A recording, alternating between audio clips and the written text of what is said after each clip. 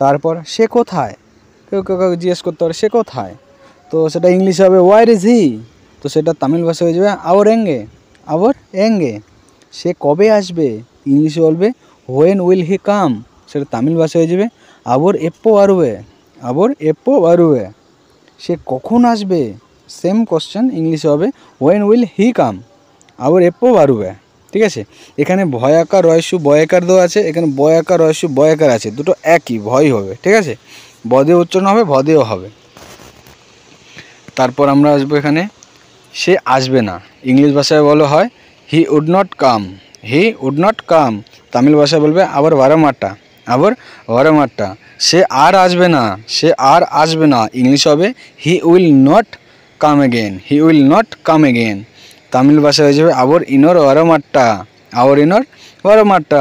সে খাবে, সে খাবে, সেটা ইংলিশ ভাষা হয়ে যাবে হি উইল ইট, আর তামিল ভাষা সেটা হয়ে যাবে আবর সাপটোয়া, আবর সাপটোয়া। ঠিক আছে, সে খাবে না, ইংলিশে হয়ে যাবে হি উড নট ইট, আর তামিল ভাষা হয়ে যাবে আবার সাপটোমাটা। ঠিক আছে, সে খাচ্ছে, সে খাচ্ছে।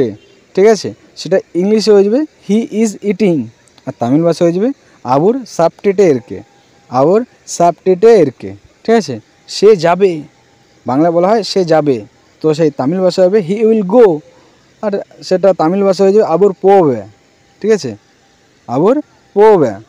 তারপর সে যাবে না, হি উড নট গো, আবার পো মাটা। ঠিক আছে, এরা আমরা আগে শিখলাম কি সে খাবে না, আর এটা হবে সে যাবে না, হি উড নট গো, আবার পো মাটা। সে যাচ্ছে, সে যাচ্ছে, সে যাচ্ছে, সে বলে না সে যাচ্ছে। হি ইজ গোয়িং, আবার পৈটেরকে, আবার পৈটেরকে, মানে সে যাচ্ছে, হি ইজ গোয়িং। সে যায়নি, হি ডিড নট গো, আবার পোলে।